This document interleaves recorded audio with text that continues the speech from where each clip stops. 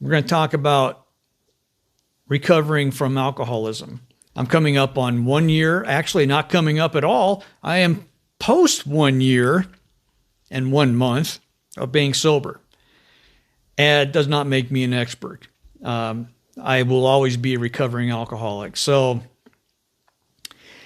what I have to offer in this conversation is strictly my experience. Arguably, there's no advice here. I mean, if you choose to do anything, please do it because your heart's telling you that it's the right thing to do, or it is a starting point thing to do. But nothing about what I'm about ready to say is based on anything other than my results. I am no doctor. I am no professional. I'm just some dude on YouTube. Let's get started. The nickel tour of my backstory: 35 years ago, I started drinking alcohol. Young man. Okay, that's about all you need to know. Other than the fact that kind of starts off slow, gets going real fast, then it gets going real steady. And the steady part, to me, is what caught me. I was a functioning alcoholic. And what that means is that I had enough to keep me going.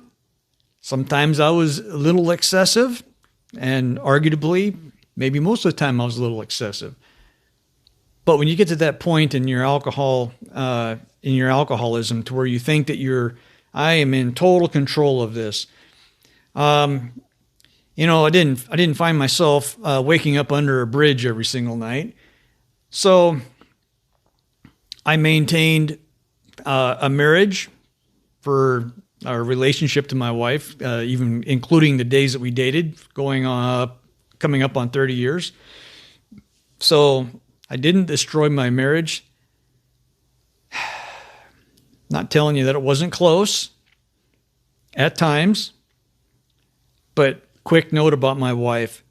That woman, not only did she save my life, she is my life. She is the pinnacle of everything I've got. Everything. Anyways, she stuck with me. But I'm going to cover a couple of things that I kind of did, and that my wife did, believe it or not, to help me get past this alcohol dependency that I developed. Those of you that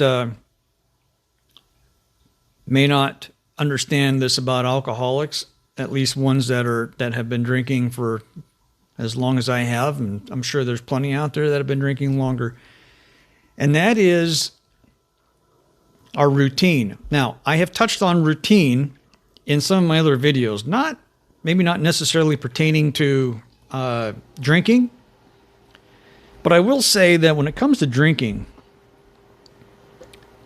for me, arguably it was one of the most important things. It wasn't the fact that I needed a drink or wanted a drink. It was one of those things that was fit into my routine. And I didn't notice it at the time. Of course, you don't, Routine is routine. Get up, do certain things you got to do, go to work, your daily routines. When drinking is integrated into that routine, I really didn't put more thought into it any more than I did getting up and going to work, or any of the other routines that I did on a daily basis. So when it becomes to that point for me, then routine means there's basically no thought put into it. It just happens. And everybody else around me, they see the destruction. They see what's going on. And I don't see anything different at all. Like, this is what I do every day.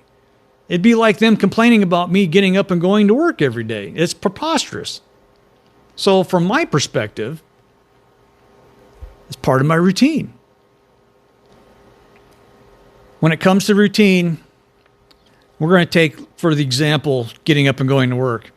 When somebody interrupts my routine of getting up and going to work, and while my work at times is enjoyable and other times not quite so much, it is still an important enough part of my life that I do it because I need to do it, part of my routine. Somebody interferes with that, they're probably going to take second place to me getting to work. Now, when it comes to drinking and alcoholism, the importance of the routine, it's important to you, but it ain't important to nobody else. Nobody wants to see you drink. Unless, of course, you got a drinking buddy that's more... but that's a different topic. We'll take my wife, for example, not my drinking buddy, but my soulmate. She did not like that routine. And so now what I'm going to talk about is what's leading up to what's helped me overcome this the most. My wife had a tendency, whether she intentionally did it or not, to disrupt my routine. Not all the time, but occasionally. And make my drinking regimen uncomfortable, intolerable, impossible. She would plan events. She would insist that I had to go drive somewhere. And of course, I didn't drink and drive. That's foolish. So if I knew I had to drive somewhere, I wouldn't drink. I mean, I'm a family man. I got a wife to take care of. I got kids. I got grandkids, all that good stuff. So on these times that she disrupted my routine, maybe she did it on purpose. Maybe she didn't. But I'm going to bring this full circle here. When it came to me coming to grips with getting over the alcoholism, number one, I was carnivore, which means I eliminated virtually all of my carbohydrate addiction, minus the carbs I was bringing in from the booze and the beer. Those were huge, but I got rid of all the other noise. This really helped a lot. So take that aside. I decided that the biggest deterrent to drinking for me was disrupting my routine.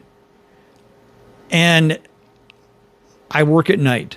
So my routine is not like everybody else in the world. So when I get off of work, some people head straight to the bar. That's their routine. They don't even think anything of it.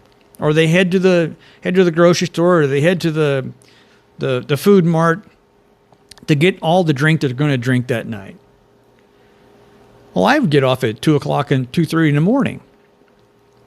And oftentimes I thought, well, it's in a celebration of me having a fantastic night at work, I'm going to have a couple of drinks. It becomes routine. How do I break that routine up when everybody in my life is sleeping? And it's just me. That was not an easy task. Basically, instead of staying up for the next 1, 2, 3 hours, sometimes longer, indulging in alcohol after I got home from work, I went straight to bed. It was the first thing I did to break up my daily routine of drinking.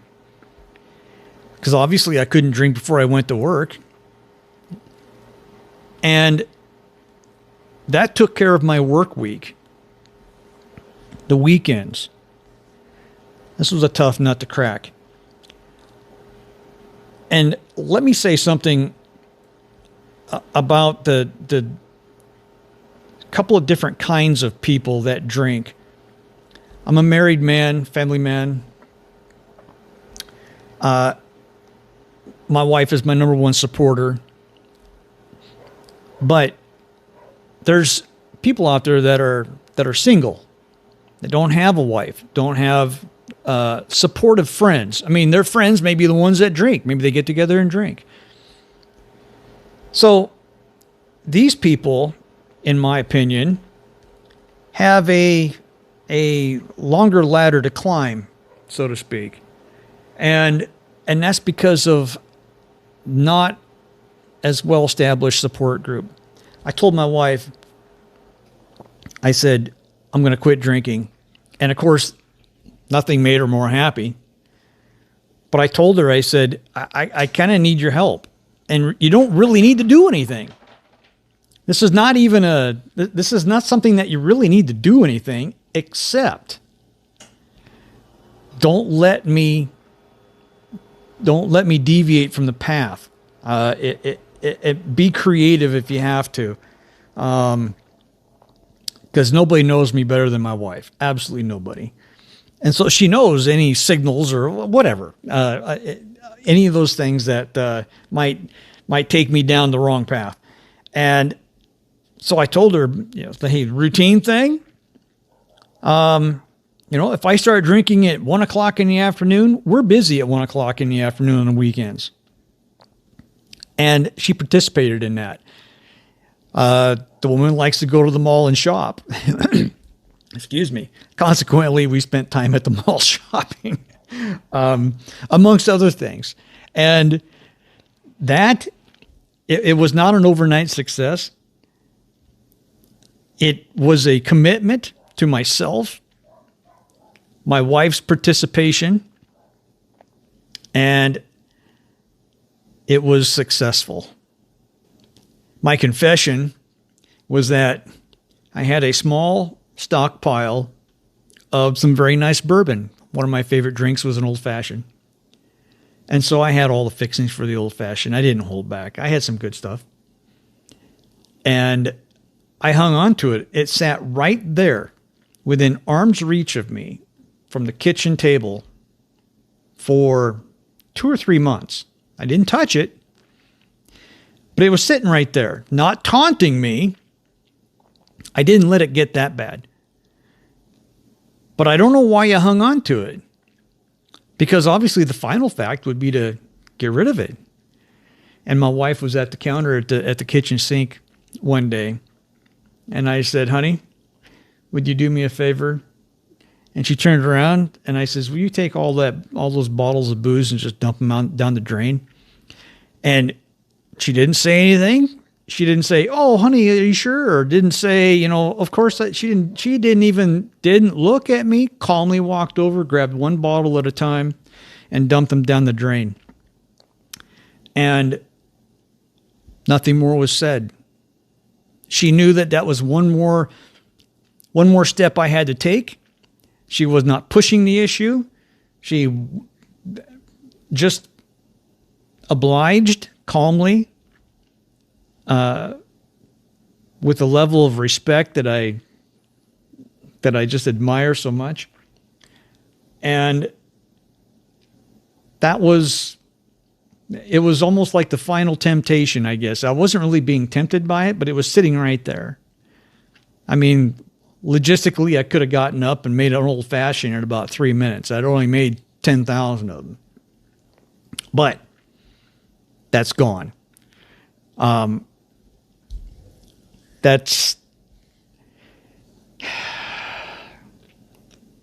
kind of my secret, is breaking the routine. Because routine for me, my drinking was integrated into my daily routine so deeply that I didn't even think about it. And yet, every time I did, everybody noticed it. And some people would say something, and then I would feel like, well, how dare you, keep me late for work type of routine, like who are you? This is what I do at this time. This is my routine. So anyways, I know that I pray that there's some people that'll gain benefit from this. Like I said earlier,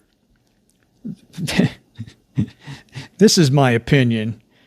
I don't even know if it works if it's ever worked for anybody else. I don't know. And we all have to choose our own path. We're all different. We all, whatever. We're all wired differently. We all have different reasons, the different whys, the whens, the who's, the whats, and all that kind of stuff. Nothing but my story here. So, not trying to cure alcoholism.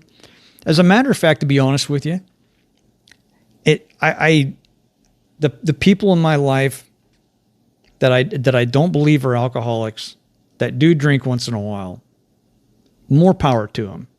I'll be honest with you. My wife will have about 2 cocktails a year. I take her out for dinner on Valentine's Day. She'll have a cocktail.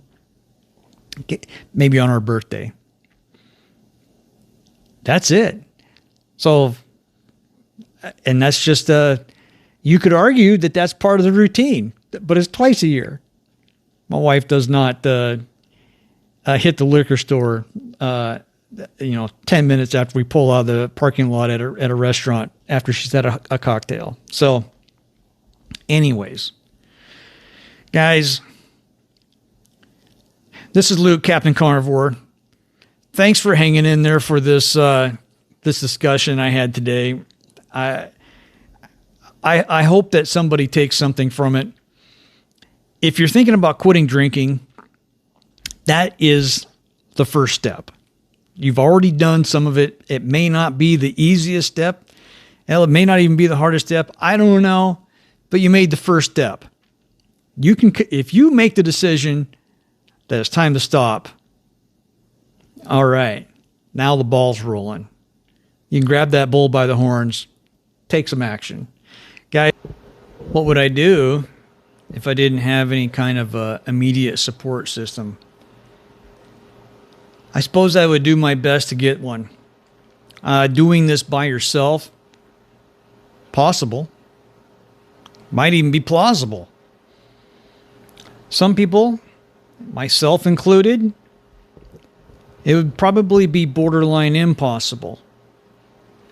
And having a support group of any kind, whether it's one that a group that you pay you pay for to go see once a week, maybe it's church group, maybe it's family, maybe it's a brother, sister, maybe a parent, hell, maybe even a child.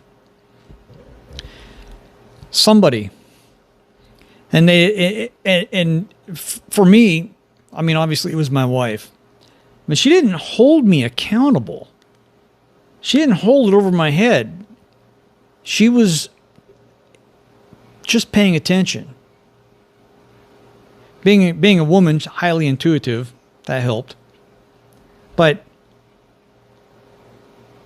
I don't think that a support group, maybe they don't need to hold you accountable. I mean, maybe that's what you need to be doing. Hold yourself accountable.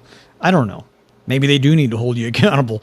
I mean, I'm just one recovered alcoholic. I'm just one of a billion or two stories out there. So what do I know?